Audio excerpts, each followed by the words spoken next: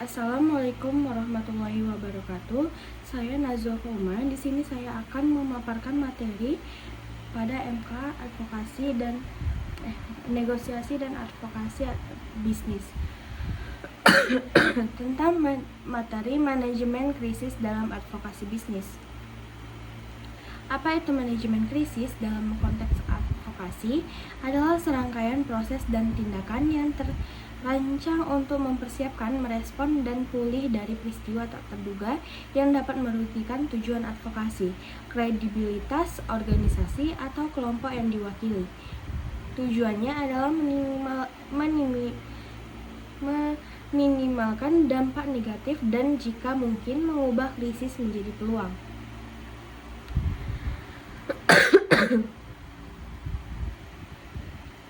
Contoh krisis dalam advokasi agribisnis: berita hoaks tentang harga pangan.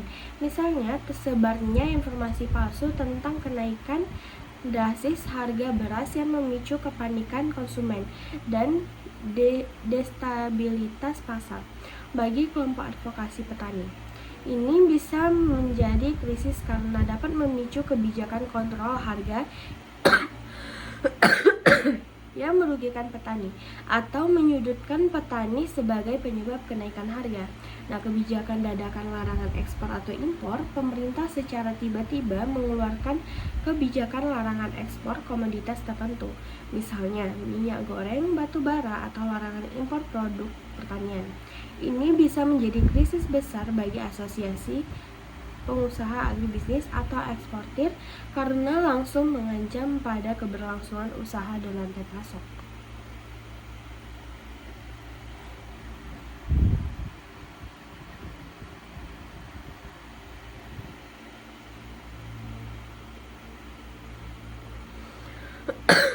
Contoh krisis dalam advokasi agribisnis. Yang pertama itu pencemaran nama baik komoditas. Nah, sebuah produk pertanian tertentu atau misalnya kelapa sawit, produk hortikultura, dituduh memiliki dampak negatif serius terhadap lingkungan atau kesehatan tanpa bukti ilmiah yang kuat, yang disebarkan luas oleh media atau kelompok tertentu. Ini menjadi krisis bagi sosial produsen komoditas tersebut. Nah, kegagalan program pertanian skala besar itu ketika sebuah program pemerintah, misalnya food estate, yang diadvokasikan atau dikritik oleh organisasi ternyata mengalami kegagalan besar yang menyebabkan kerugian ekonomi dan lingkungan. Ini dapat menjadi krisis kepercayaan bagi pihak yang mengadvokasi atau mengkritik program tersebut, tergantung pada posisi mereka. Nah, contoh krisis dalam advokasi agribisnis itu serangan personal terhadap tokoh advokat. Nah, tokoh kunci dalam advokat pertanian diserang secara personal dengan tuduhan yang tidak benar atau pencemaran nama baik yang dapat melemahkan gerakan advokasi secara keseluruhan.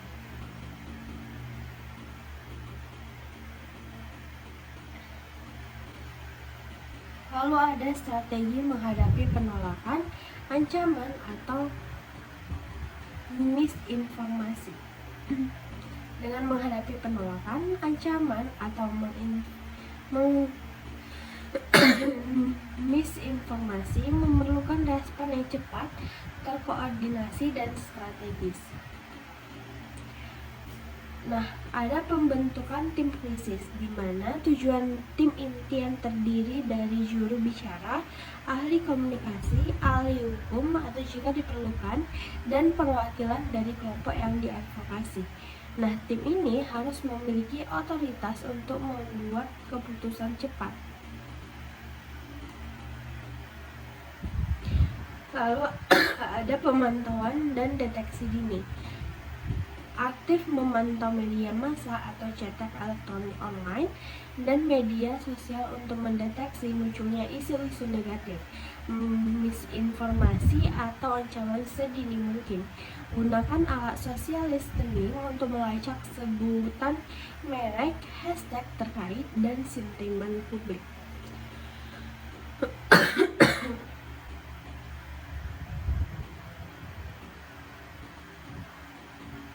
Nah, ada penilaian dan analisis.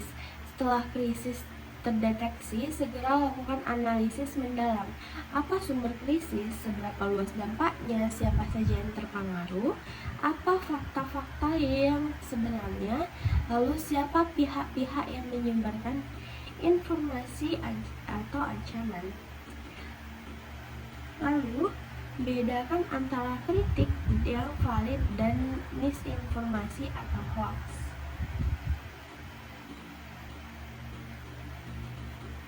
Nah, lalu ada pengembangan pesan kunci, di mana merumuskan pesan-pesan kunci yang jelas, ringkas, akurat, dan konsisten terlebih dahulu. Lalu fokus pada fakta, koreksi misinformasi, dan penegasan posisi advokasi.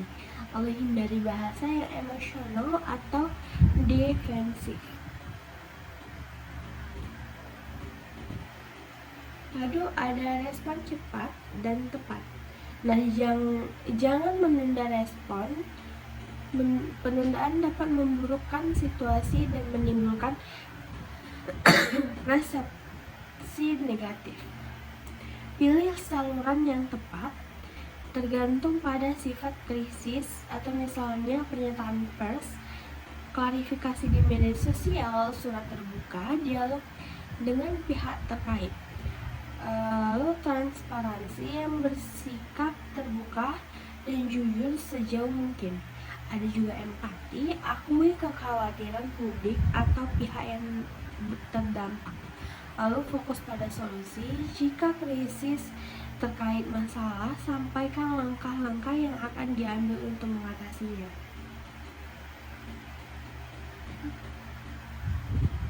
Lalu ada melawan misinformasi dan hoax. Fakta dan bukti, sajikan data dan bukti konkret untuk membantah misinformasi. Lalu klarifikasinya, lakukan klarifikasi publik secara tegas melalui media dan platform digital.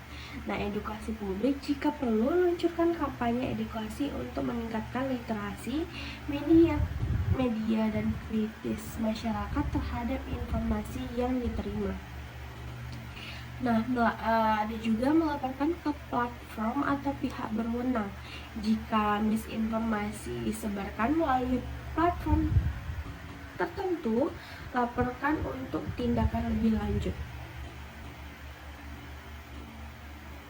Lalu libatkan influencer atau ahli. Minta bantuan pihak yang memiliki kredibilitas untuk menyebarkan fakta dan membantah hoax. Nah, evaluasi dan pembelajaran, dimana setelah krisis mereda, lakukan evaluasi menyeluruh tentang bagaimana krisis ditangani. Lalu, identifikasi pelajaran yang bisa diambil untuk meningkatkan kesiapsiagaan di masa depan. Perbarui rencana manajemen krisis jika diperlukan.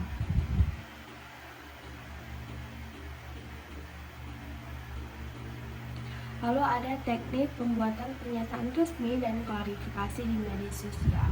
Pernyataan resmi dan klarifikasi di media sosial itu memerlukan pendekatan yang berbeda namun tetap konsisten dalam pesan, di mana teknik ini membuat pernyataan resmi untuk pendekatan yang berbeda namun tetap konsisten dalam pesan.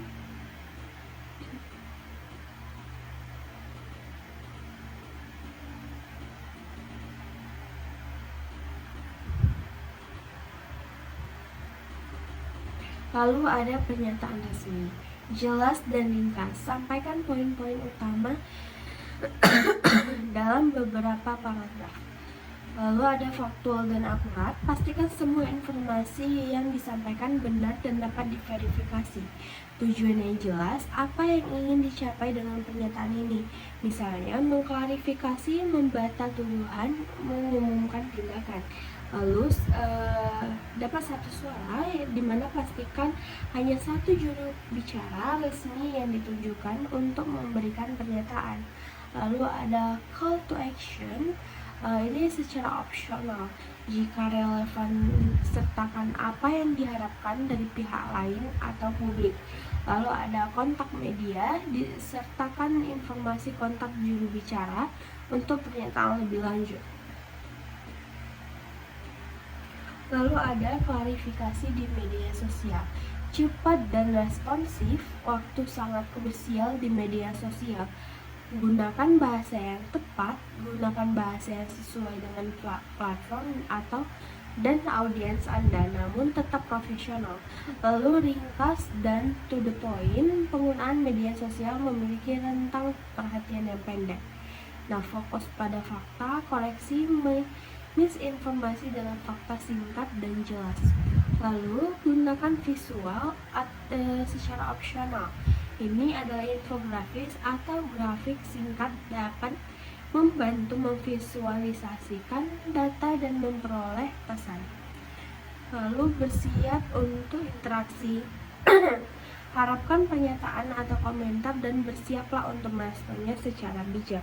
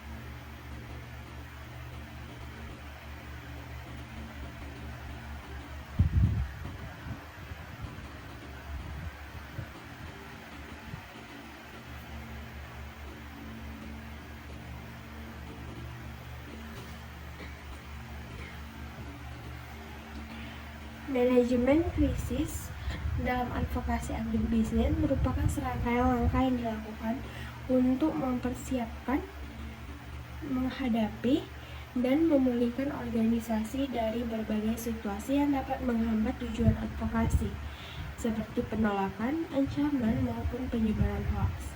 Dalam menghadapi krisis, organisasi harus memiliki strategi yang jelas, dimulai dari pembentukan tim krisis, pemantauan isu secara dini, analisis penyebab krisis, penyusunan pesan yang tepat, hingga memberikan respon yang cepat, transparan, dan kelompok tertentu.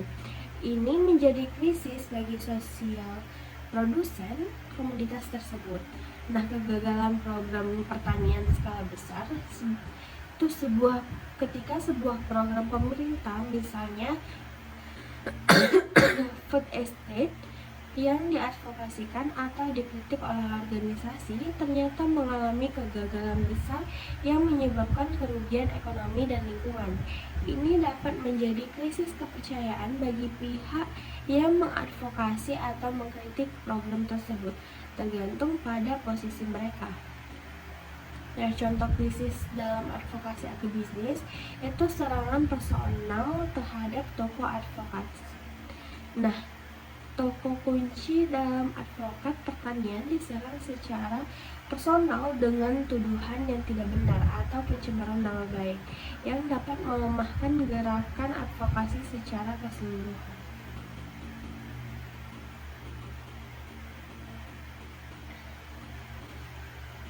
Lalu ada strategi menghadapi penolakan, ancaman, atau misinformasi. Dengan menghadapi penolakan, ancaman, atau misinformasi memerlukan respon yang cepat, terkoordinasi, dan strategis. Nah, ada pembentukan tim krisis, di mana tujuan tim inti yang terdiri dari juru bicara, ahli komunikasi, ahli hukum, atau jika diperlukan, dan perwakilan dari kelompok yang diadvokasi. Nah, tim ini harus memiliki otoritas untuk membuat keputusan cepat. Lalu ada pemantauan dan deteksi dini. aktif memantau media massa atau cetak elektronik online dan media sosial untuk mendeteksi munculnya isu-isu negatif, misinformasi atau ancaman sedini mungkin. Gunakan alat social listening untuk melacak sebutan merek, hashtag terkait, dan sentimen publik.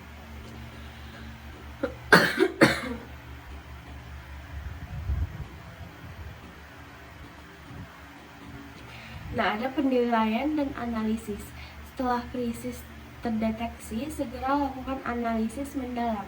Apa sumber krisis? Seberapa luas dampaknya? Siapa saja yang terpengaruh? Apa fakta-fakta yang sebenarnya? Lalu siapa pihak-pihak yang menyebarkan informasi atau ancaman?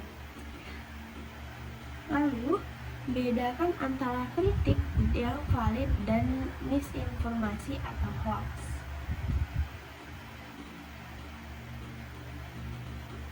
Nah, lalu ada pengembangan pesan kunci, di mana merumuskan pesan-pesan kunci yang jelas, ringkas, akurat, dan konsisten terlebih dahulu. Lalu fokus pada fakta, koreksi misinformasi, dan penegasan posisi advokasi. Lalu hindari bahasa yang emosional atau defensif. Lalu ada respon cepat dan tepat. Nah, jangan menunda respon. Penundaan dapat memburukkan situasi dan menimbulkan resepsi negatif. Pilih saluran yang tepat, tergantung pada sifat krisis, atau misalnya pernyataan pers, klarifikasi di media sosial, surat terbuka, dialog dengan pihak terkait. Lalu transparansi yang bersikap terbuka dan jujur sejauh mungkin. Ada juga empati, akui kekhawatiran publik atau pihak yang terdampak. Lalu fokus pada solusi. Jika krisis terkait masalah, sampaikan langkah-langkah yang akan diambil untuk mengatasinya. Lalu ada melawan misinformasi dan hoax. Fakta dan bukti, sajikan data dan bukti konkret untuk membantah misinformasi. Lalu klarifikasinya, lakukan klarifikasi publik secara tegas melalui media dan platform digital. Nah, edukasi publik, jika perlu luncurkan kampanye edukasi untuk meningkatkan literasi media dan kritis masyarakat terhadap informasi yang diterima. Nah, ada juga melaporkan ke platform atau pihak berwenang. Jika misinformasi disebarkan melalui platform tertentu, laporkan untuk tindakan lebih lanjut. Lalu libatkan influencer atau ahli. Minta bantuan pihak yang memiliki kredibilitas untuk menyebarkan fakta dan membantah hoax. Nah, evaluasi dan pembelajaran, di mana setelah krisis mereda, lakukan evaluasi menyeluruh tentang bagaimana krisis ditangani. Lalu identifikasi pelajaran yang bisa diambil untuk meningkatkan kesiapsiagaan di masa depan. Perbarui rencana manajemen krisis jika diperlukan.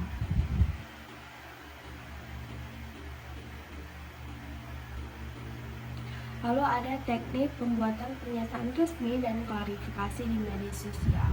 Pernyataan resmi dan klarifikasi di media sosial itu memerlukan pendekatan yang berbeda namun tetap konsisten dalam pesan, di mana teknik ini membuat pernyataan resmi untuk pendekatan yang berbeda namun tetap konsisten dalam pesan.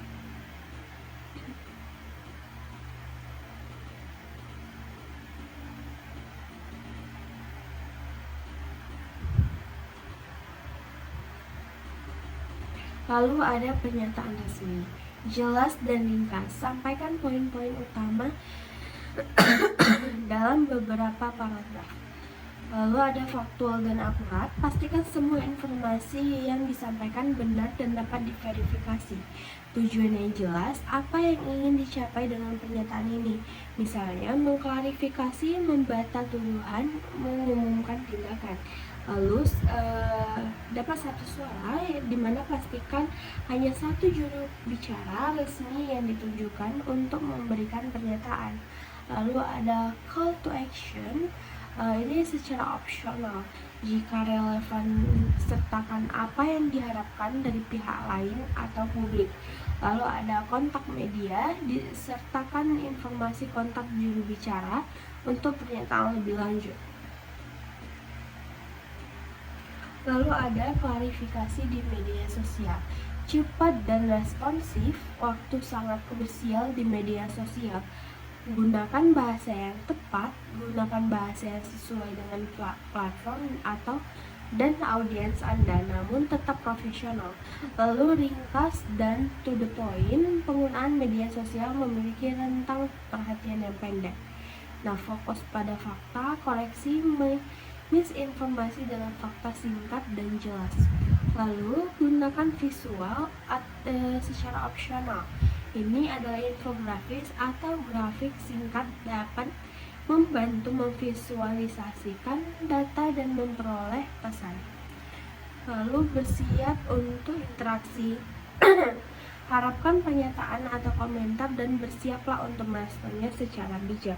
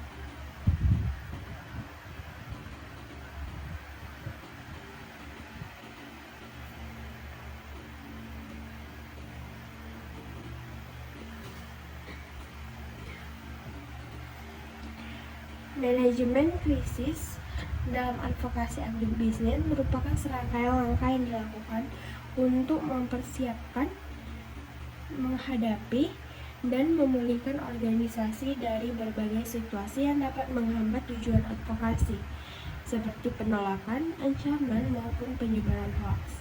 Dalam menghadapi krisis, organisasi harus memiliki strategi yang jelas, dimulai dari pembentukan tim krisis, pemantauan isu secara dini, analisis penyebab krisis, penyusunan pesan yang tepat, hingga memberikan respon yang cepat, transparan, dan kelompok tertentu. Ini menjadi krisis bagi sosial produsen komoditas tersebut. Nah, kegagalan program pertanian skala besar itu ketika sebuah program pemerintah, misalnya food estate, yang diadvokasikan atau dikritik oleh organisasi ternyata mengalami kegagalan besar yang menyebabkan kerugian ekonomi dan lingkungan. Ini dapat menjadi krisis kepercayaan bagi pihak yang mengadvokasi atau mengkritik program tersebut, tergantung pada posisi mereka. Nah, contoh krisis dalam advokasi agribisnis itu serangan personal terhadap tokoh advokat. Nah, tokoh kunci dalam advokat pertanian diserang secara personal dengan tuduhan yang tidak benar atau pencemaran nama baik yang dapat melemahkan gerakan advokasi secara keseluruhan.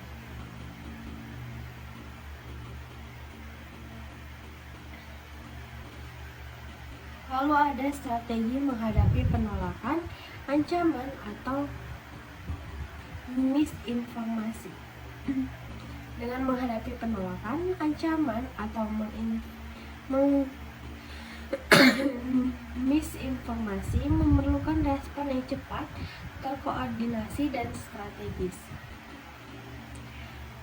Nah, ada pembentukan tim krisis, di mana tujuan tim inti yang terdiri dari juru bicara, ahli komunikasi, ahli hukum atau jika diperlukan, dan perwakilan dari kelompok yang diadvokasi. Nah, tim ini harus memiliki otoritas untuk membuat keputusan cepat. Lalu ada pemantauan dan deteksi dini. Aktif memantau media massa atau cetak elektronik online dan media sosial untuk mendeteksi munculnya isu-isu negatif, misinformasi atau ancaman sedini mungkin. Gunakan alat sosial listening untuk melacak sebutan merek, hashtag terkait, dan sentimen publik.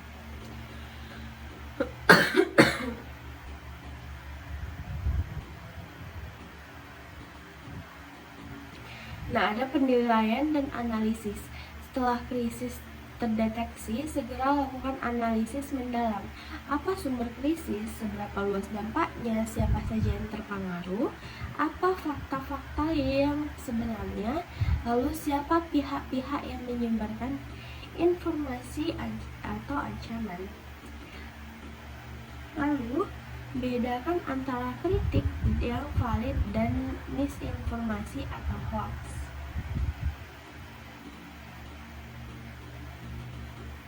Nah, lalu ada pengembangan pesan kunci, di mana merumuskan pesan-pesan kunci yang jelas, ringkas, akurat, dan konsisten terlebih dahulu. Lalu fokus pada fakta, koreksi misinformasi, dan penegasan posisi advokasi. Lalu hindari bahasa yang emosional atau defensif. Lalu ada respon cepat dan tepat. Nah, jangan menunda respon. Penundaan dapat memburukkan situasi dan menimbulkan resepsi negatif. Pilih saluran yang tepat, tergantung pada sifat krisis, atau misalnya pernyataan pers, klarifikasi di media sosial, surat terbuka, dialog dengan pihak terkait. Lalu transparansi yang bersikap terbuka dan jujur sejauh mungkin. Ada juga empati, akui kekhawatiran publik atau pihak yang terdampak. Lalu fokus pada solusi. Jika krisis terkait masalah, sampaikan langkah-langkah yang akan diambil untuk mengatasinya.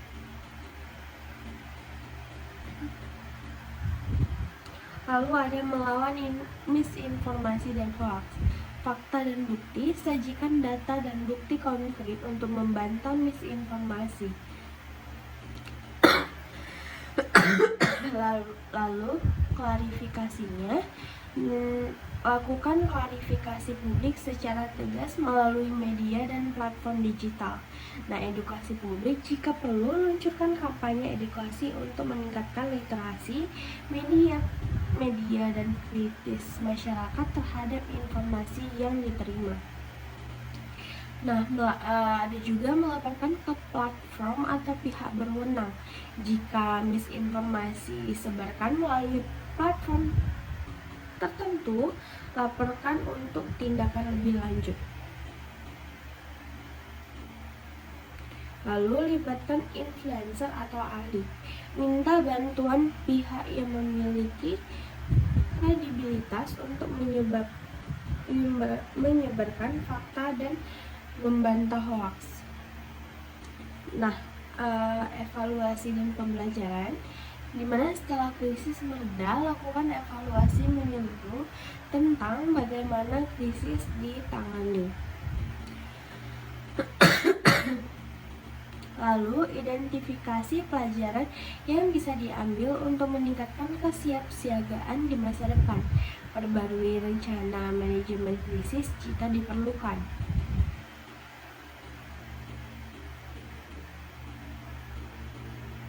Lalu ada teknik pembuatan pernyataan resmi dan klarifikasi di media sosial. Pernyataan resmi dan klarifikasi di media sosial itu memerlukan pendekatan yang berbeda namun tetap konsisten dalam pesan, di mana teknik ini membuat pernyataan resmi untuk pendekatan yang berbeda namun tetap konsisten dalam pesan.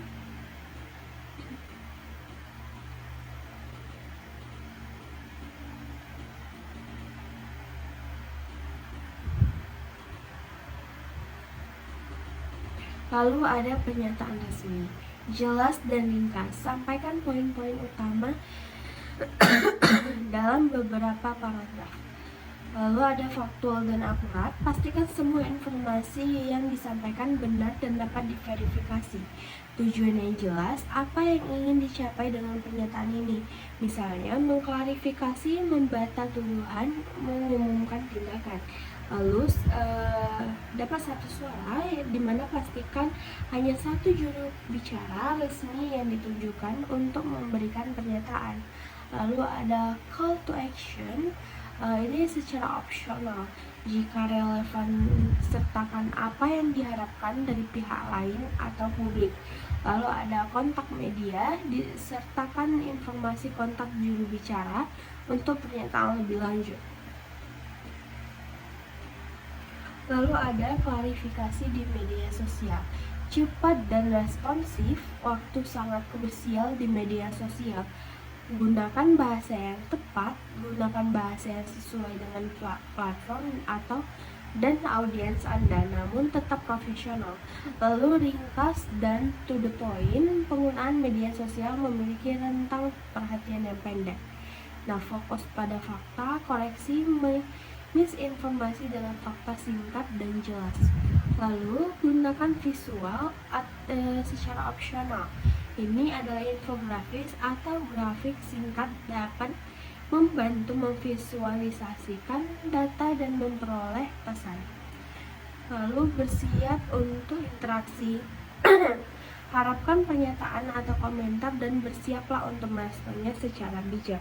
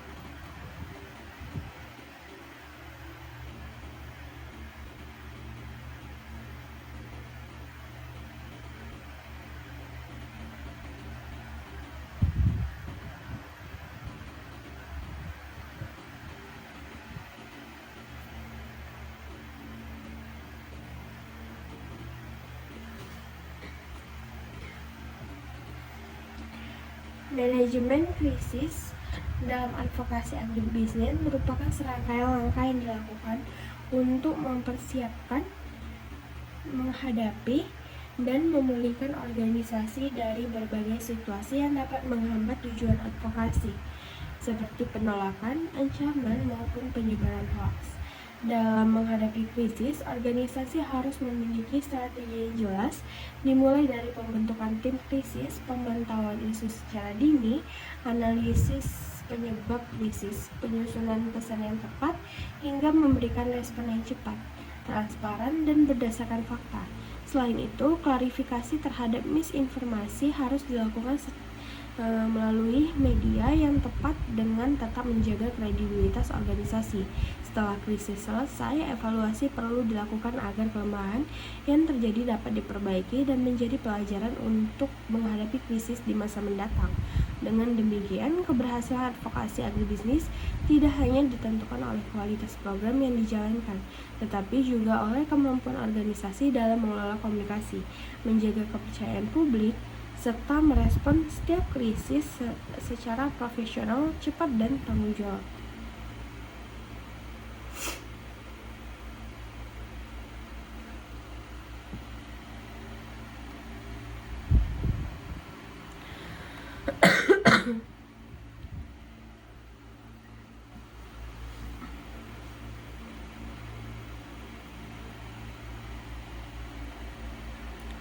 studi kasus. Studi kasusnya, manajemen krisis dalam advokasi agribisnis, kasus penolakan program food estate di Kalimantan Tengah. Nah, pada kesempatan kali ini saya akan membahas sebuah studi kasus mengenai manajemen krisis dalam advokasi agribisnis, yaitu kasus program food estate di Kalimantan Tengah.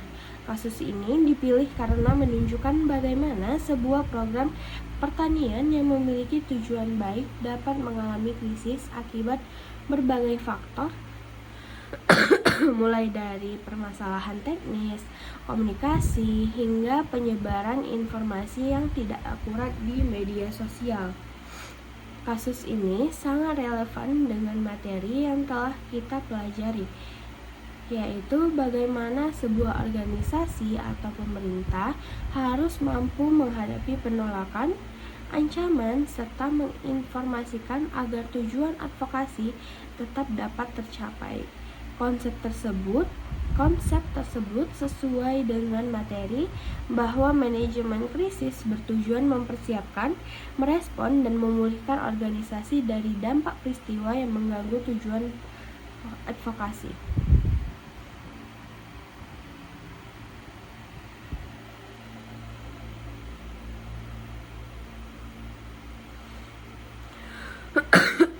Pada tahun 2020, pemerintah Indonesia meluncurkan program food estate sebagai salah satu program strategis nasional.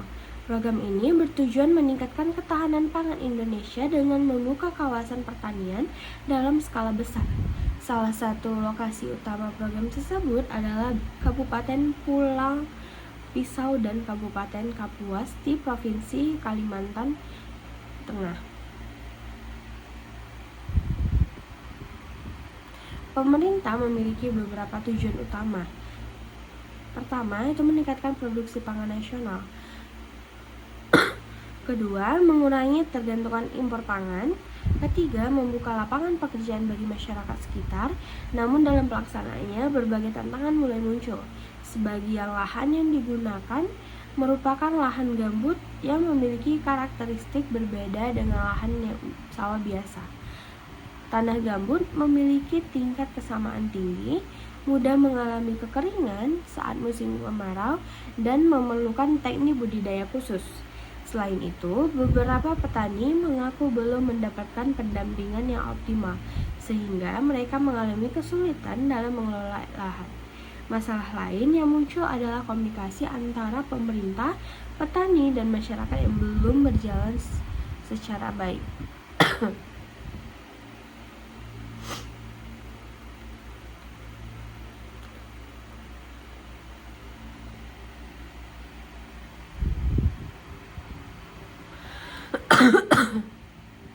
Lalu ada munculnya krisis. Beberapa bulan setelah program berjalan, muncul berbagai pemberitaan di media massa maupun media sosial. Sebagian media memberitakan adanya lahan yang belum menghasilkan panen sesuai target. Kemudian muncul foto-foto lahan yang kosong disebabkan dengan narasi bahwa program food estate telah gagal total.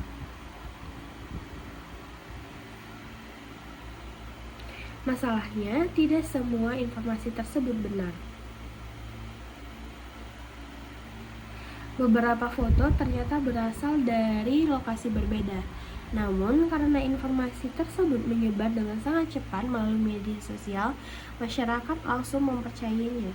Akibatnya, opini publik mulai berubah. Program yang sebelumnya dianggap sebagai solusi ketahanan pangan mulai dipandang sebagai proyek yang gagal. Inilah yang disebut sebagai krisis komunikasi dalam advokasi agribisnis.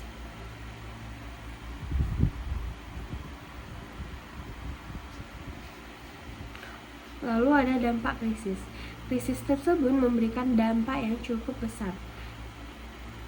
Bagi pemerintah, kepercayaan masyarakat mulai menurun. Bagi petani, mereka menjadi ragu untuk melanjutkan program karena khawatir dianggap gagal. Lalu ada investor juga mulai berhati-hati dalam memberikan dukungan. Selain itu, muncul konflik pendapat antara kelompok yang mendukung dan kelompok yang menolak program. Selain itu, Media sosial semakin memperbesar konflik tersebut karena setiap pihak menyampaikan pendapatnya masing-masing. Apabila situasi ini tidak segera ditangani, maka tujuan awal program untuk meningkatkan produksi pangan dapat terganggu. Lalu ada analisis berdasarkan materi. Apabila kita kaitkan dengan materi kuliah, terdapat beberapa langkah manajemen krisis yang harus dilakukan. Yang pertama, pembentukan tim krisis. Tim ini terdiri dari juru bicara resmi, ahli pertanian, penyuluhan, akademisi, serta pemerintah daerah, sehingga informasi yang keluar berasal dari data sekunder. Satu sumber. Lalu kedua itu melakukan pemantauan media. Tim harus memantau berita di televisi, media online maupun media sosial agar dapat mengetahui informasi apa saja yang sedang berkembang. Dengan demikian, apabila terdapat berita palsu atau hoax, dapat segera diketahui. Ketiga, melakukan analisis. Tim harus memisahkan mana kritik yang memang benar berdasarkan fakta, lapangan, dan mana informasi yang merupakan hoax.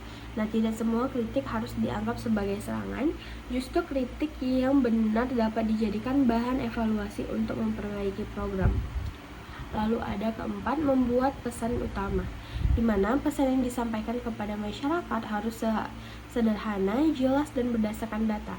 Misalnya, menjelaskan luas lahan yang sudah ditanami, hasil panen yang berhasil dicapai, serta kendala yang memang sedang dihadapi. Pesan juga harus konsisten sehingga masyarakat tidak menerima informasi yang berbeda-beda. Kelima, itu melakukan klarifikasi publik. Pemerintah tidak cukup hanya mengeluarkan siaran pers, mereka juga harus melakukan dialog langsung dengan petani, mengadakan konferensi pers, memanfaatkan media sosial resmi, dan menjalankan kondisi sebenarnya kepada masyarakat. Apabila terdapat hoaks, maka harus segera dibantah menggunakan data dan bukti yang dapat ditanggungjawabkan. Solusi yang dapat dilakukan. Menurut saya terdapat beberapa solusi. Pertama, meningkatkan pendampingan kepada petani melalui penyuluhan pertanian. Kedua, melakukan evaluasi secara berkala terhadap kondisi lahan. Ketiga, melibatkan pengguruan tinggi dalam penelitian agar solusi yang diberikan berdasarkan kajian ilmiah. Keempat, membangun komunikasi yang terbuka dengan masyarakat sehingga informasi yang diterima tidak hanya berdasarkan dari media sosial.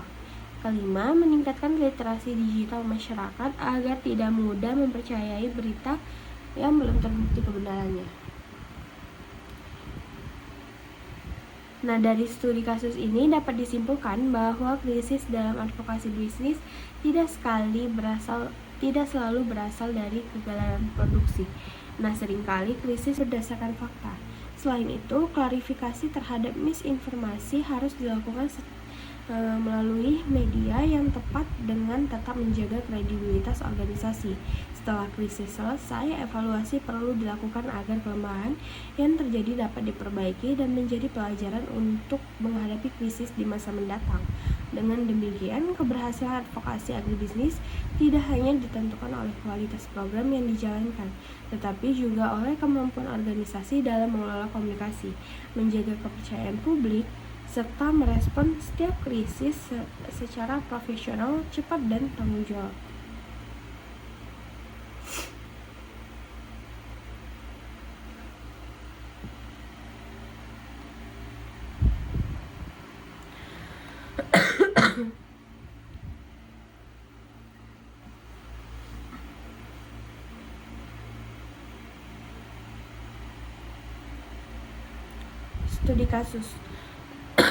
Studi kasusnya, manajemen krisis dalam advokasi agribisnis, kasus penolakan program food estate di Kalimantan Tengah.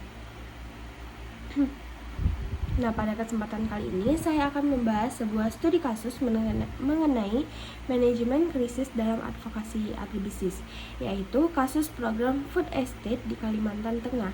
Kasus ini dipilih karena menunjukkan bagaimana sebuah program pertanian yang memiliki tujuan baik dapat mengalami krisis akibat berbagai faktor, mulai dari permasalahan teknis, komunikasi, hingga penyebaran informasi yang tidak akurat di media sosial.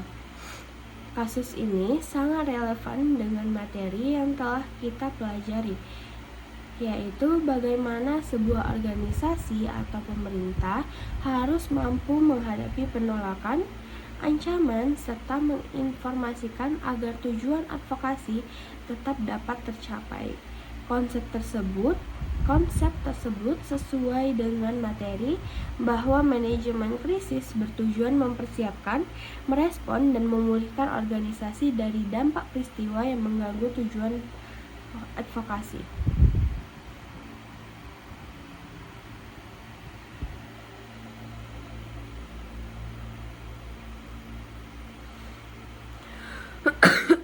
Pada tahun 2020, pemerintah Indonesia meluncurkan program Food Estate sebagai salah satu program strategis nasional. Program ini bertujuan meningkatkan ketahanan pangan Indonesia dengan membuka kawasan pertanian dalam skala besar.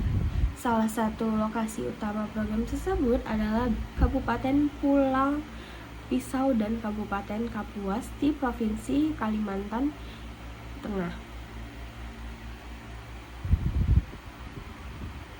Pemerintah memiliki beberapa tujuan utama.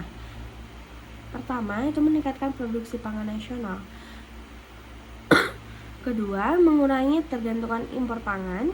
Ketiga, membuka lapangan pekerjaan bagi masyarakat sekitar. Namun dalam pelaksanaannya, berbagai tantangan mulai muncul. Sebagian lahan yang digunakan merupakan lahan gambut yang memiliki karakteristik berbeda dengan lahan yang sawah biasa. Tanah gambut memiliki tingkat kesamaan tinggi, mudah mengalami kekeringan saat musim kemarau, dan memerlukan teknik budidaya khusus. Selain itu, beberapa petani mengaku belum mendapatkan pendampingan yang optimal, sehingga mereka mengalami kesulitan dalam mengelola lahan. Masalah lain yang muncul adalah komunikasi antara pemerintah, petani, dan masyarakat yang belum berjalan secara baik.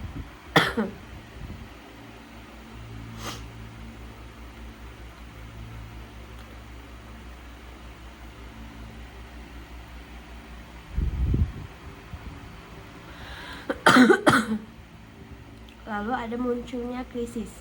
Beberapa bulan setelah program berjalan, muncul berbagai pemberitaan di media massa maupun media sosial.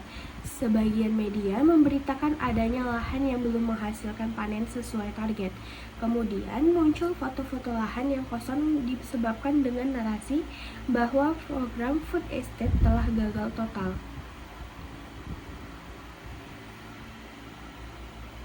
Masalahnya, tidak semua informasi tersebut benar.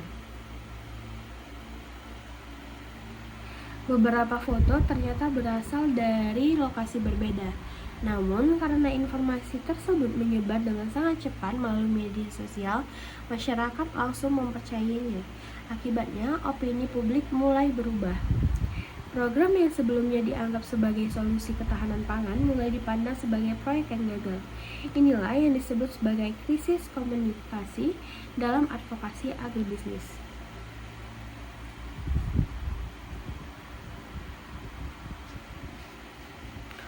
Lalu ada dampak krisis. Krisis tersebut memberikan dampak yang cukup besar. Bagi pemerintah, kepercayaan masyarakat mulai menurun. Bagi petani, mereka menjadi ragu untuk melanjutkan program karena khawatir dianggap gagal. Lalu ada investor juga mulai berhati-hati dalam memberikan dukungan. Selain itu, muncul konflik pendapat antara kelompok yang mendukung dan kelompok yang menolak program. Selain itu, media sosial semakin memperbesar konflik tersebut karena setiap pihak menyampaikan pendapatnya masing-masing. Apabila situasi ini tidak segera ditangani, maka tujuan awal program untuk meningkatkan produksi pangan dapat terganggu. Lalu ada analisis berdasarkan materi. Apabila kita kaitkan dengan materi kuliah, terdapat beberapa langkah manajemen krisis yang harus dilakukan. Yang pertama, pembentukan tim krisis. Tim ini terdiri dari juru bicara resmi, ahli pertanian, penyuluhan, akademisi, serta pemerintah daerah sehingga informasi yang keluar berasal dari data satu sumber. Lalu kedua itu melakukan pemantauan media. Tim harus memantau berita di televisi, media online maupun media sosial agar dapat mengetahui informasi apa saja yang sedang berkembang. Dengan demikian, apabila terdapat berita palsu atau hoax, dapat segera diketahui. Ketiga, melakukan analisis. Tim harus memisahkan mana kritik yang memang benar berdasarkan fakta, lapangan, dan mana informasi yang merupakan hoax. Nah, tidak semua kritik harus dianggap sebagai serangan. Justru kritik yang benar dapat dijadikan bahan evaluasi untuk memperbaiki program. Lalu ada keempat, membuat pesan utama, di mana pesan yang disampaikan kepada masyarakat harus sederhana, jelas, dan berdasarkan data. Misalnya, menjelaskan luas lahan yang sudah ditanami, hasil panen yang berhasil dicapai, serta kendala yang memang sedang dihadapi. Pesan juga harus konsisten sehingga masyarakat tidak menerima informasi yang berbeda-beda. Kelima, itu melakukan klarifikasi publik. Pemerintah tidak cukup hanya mengeluarkan siaran pers, mereka juga harus melakukan dialog langsung dengan petani, mengadakan konversi pers, memanfaatkan media sosial resmi, dan menjalankan kondisi sebenarnya kepada masyarakat. Apabila terdapat hoaks, maka harus segera dibantah menggunakan data dan bukti yang dapat ditanggungjawabkan. Solusi yang dapat dilakukan. Menurut saya terdapat beberapa solusi. Pertama, meningkatkan pendampingan kepada petani melalui penyuluhan pertanian. Kedua, melakukan evaluasi secara berkala terhadap kondisi lahan. Ketiga, melibatkan pengguruan tinggi dalam penelitian agar solusi yang diberikan berdasarkan kajian ilmiah. Keempat, membangun komunikasi yang terbuka dengan masyarakat sehingga informasi yang diterima tidak hanya berdasarkan dari media sosial. Kelima, meningkatkan literasi digital masyarakat agar tidak mudah mempercayai berita yang belum terbukti kebenarannya. Nah, dari studi kasus ini dapat disimpulkan bahwa krisis dalam advokasi bisnis tidak selalu berasal dari kegagalan produksi. Nah, seringkali krisis berdasarkan fakta. Selain itu, klarifikasi terhadap misinformasi harus dilakukan melalui media yang tepat dengan tetap menjaga kredibilitas organisasi. Setelah krisis selesai, evaluasi perlu dilakukan agar kelemahan yang terjadi dapat diperbaiki dan menjadi pelajaran untuk menghadapi krisis di masa mendatang. Dengan demikian, keberhasilan advokasi agribisnis tidak hanya ditentukan oleh kualitas program yang dijalankan, tetapi juga oleh kemampuan organisasi dalam mengelola komunikasi, menjaga kepercayaan publik, serta merespon setiap krisis secara profesional, cepat, dan tanggung jawab.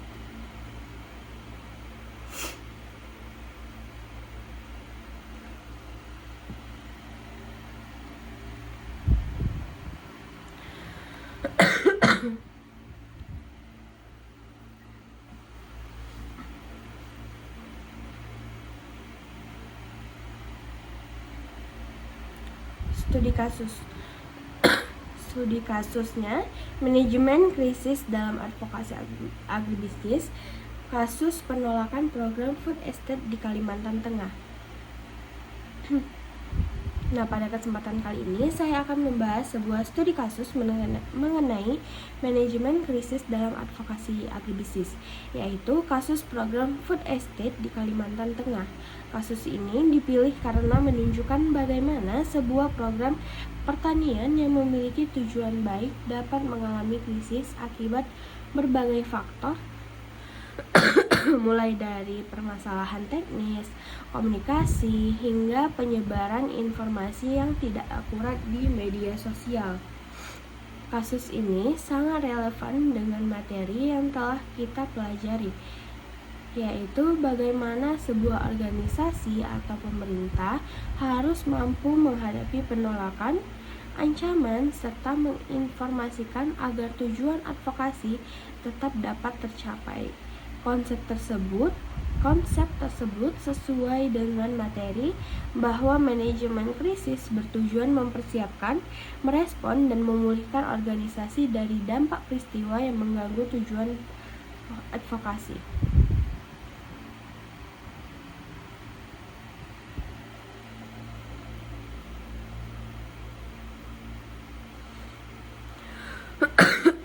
Pada tahun 2020, pemerintah Indonesia meluncurkan program Food Estate sebagai salah satu program strategis nasional. Program ini bertujuan meningkatkan ketahanan pangan Indonesia dengan membuka kawasan pertanian dalam skala besar.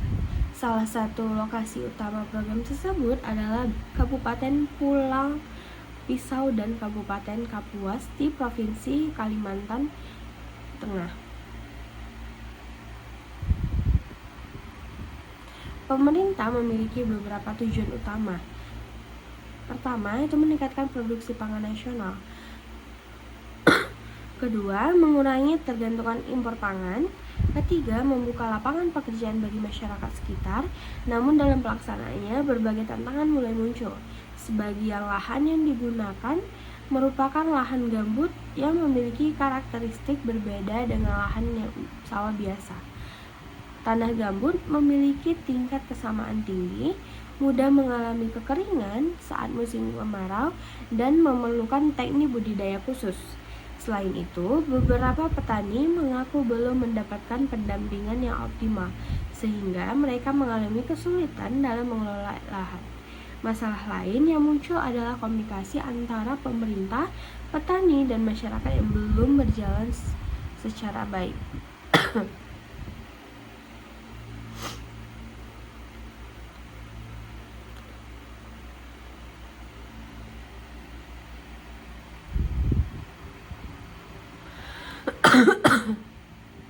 Lalu ada munculnya krisis. Beberapa bulan setelah program berjalan, muncul berbagai pemberitaan di media massa maupun media sosial. Sebagian media memberitakan adanya lahan yang belum menghasilkan panen sesuai target. Kemudian muncul foto-foto lahan yang kosong disebabkan dengan narasi bahwa program Food Estate telah gagal total.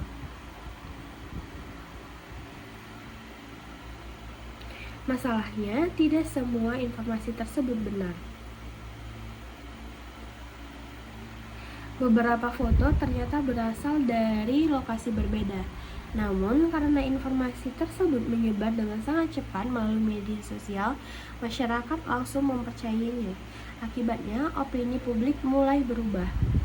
Program yang sebelumnya dianggap sebagai solusi ketahanan pangan mulai dipandang sebagai proyek yang gagal. Inilah yang disebut sebagai krisis komunikasi dalam advokasi agribisnis.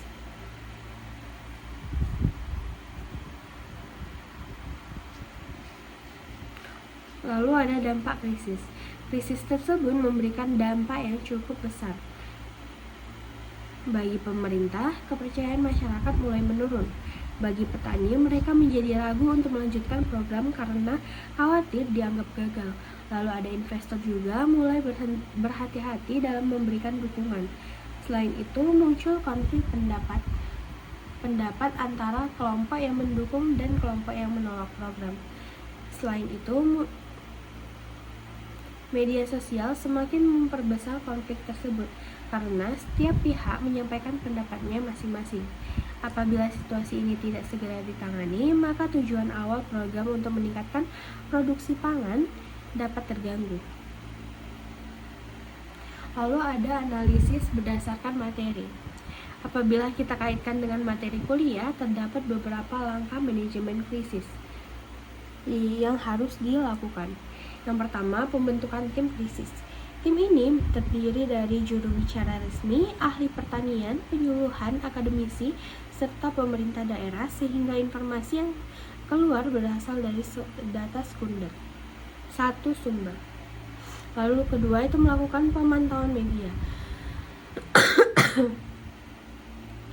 Tim harus memantau berita di televisi, media online maupun media sosial agar dapat mengetahui informasi apa saja yang sedang berkembang. Dengan demikian, apabila terdapat berita palsu atau hoax dapat segera diketahui. Ketiga, melakukan analisis. Tim harus memisahkan mana kritik yang memang benar berdasarkan fakta, lapangan, dan mana informasi yang merupakan hoax. Nah, tidak semua kritik harus dianggap sebagai serangan. Justru kritik yang benar dapat dijadikan bahan evaluasi untuk memperbaiki program. Lalu ada keempat, membuat pesan utama, di mana pesan yang disampaikan kepada masyarakat harus sederhana, jelas, dan berdasarkan data. Misalnya menjelaskan luas lahan yang sudah ditanami, hasil panen yang berhasil dicapai, serta kendala yang memang sedang dihadapi. Pesan juga harus konsisten sehingga masyarakat tidak menerima informasi yang berbeda-beda. Kelima, itu melakukan klarifikasi publik.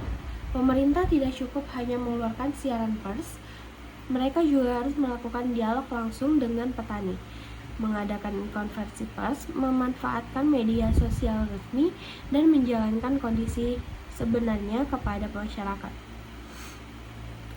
Apabila terdapat hoaks, maka harus segera dibantah menggunakan data dan bukti yang dapat ditanggungjawabkan. Solusi yang dapat dilakukan. Menurut saya terdapat beberapa solusi. Pertama, meningkatkan pendampingan kepada petani melalui penyuluhan pertanian. Kedua, melakukan evaluasi secara berkala terhadap kondisi lahan. Ketiga, melibatkan pengguruan tinggi dalam penelitian agar solusi yang diberikan berdasarkan kajian ilmiah. Keempat, membangun komunikasi yang terbuka dengan masyarakat sehingga informasi yang diterima tidak hanya berdasarkan dari media sosial. Kelima, meningkatkan literasi digital masyarakat agar tidak mudah mempercayai berita yang belum terbukti kebenarannya.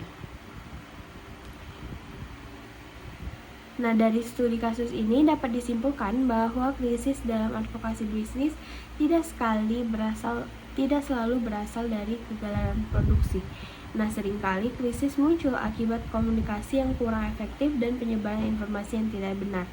Oleh karena itu, manajemen krisis menjadi sangat penting. Organisasi harus mampu merespon dengan cepat, menyampaikan informasi yang akurat, membangun kepercayaan publik, dan harus melakukan evaluasi agar tujuan program tetap dapat tercapai. Langkah-langkah seperti respon cepat, fokus pada fakta, transparansi, serta evaluasi pasca krisis merupakan bagian penting dari manajemen krisis yang dijelaskan dalam materi kuliah.